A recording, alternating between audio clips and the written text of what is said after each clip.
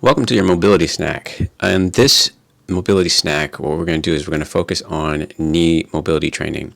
Now, some of the mobility snacks in the past have been follow along mobility snacks. So we're going to do this one a little bit differently. What we're going to do is I'm going to write the program out and I'm going to put the videos down below associated with the actual mobility activity that I want you to do. So last month we did a mobility snack where we focused on knees as well. This month I want to continue on that with knees because it's one of the things that I think has cropped up quite a bit. I've had a couple of clients come in who in the past have had knee replacements, and we're working on a variety of things to help them strengthen and improve the knee joint that they have.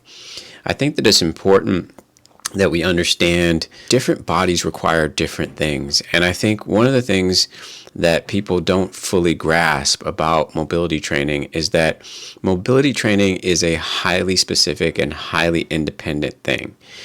Different people have different objectives that they're trying to reach.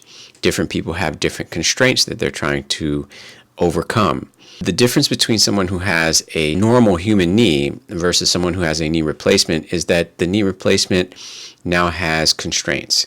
You have now put in a foreign object that has built-in constraints, built-in mechanisms.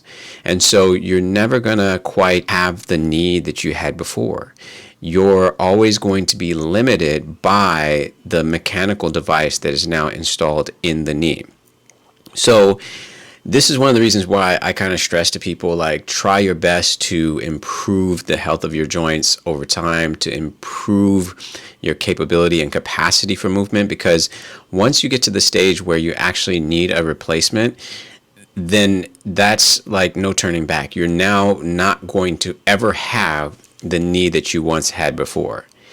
And we have to come to grips with that when we get to that stage.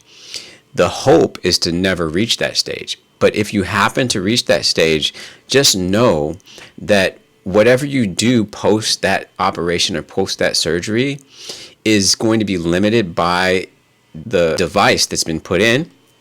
However, we don't have to take that as like some sort of death sentence.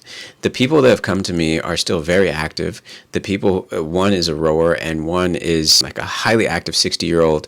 And they move around quite a bit. They do all the things that they enjoy doing, but they might not be able to get that complete knee flexion ever again.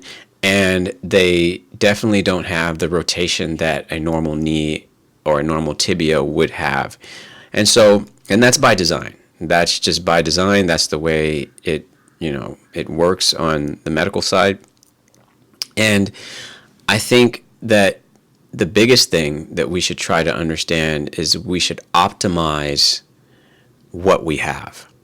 And so just because you've had a knee replacement doesn't mean you just throw in the towel and be like, all right, well, it's the person said that I'm only going to get this many degrees of range back. You still have to work to get that range back. You have to put in the work.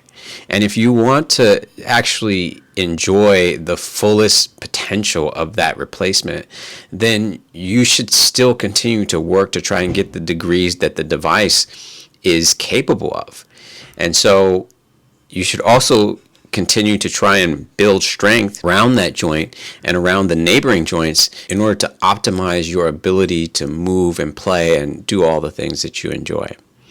So I hope you enjoy this mobility snack.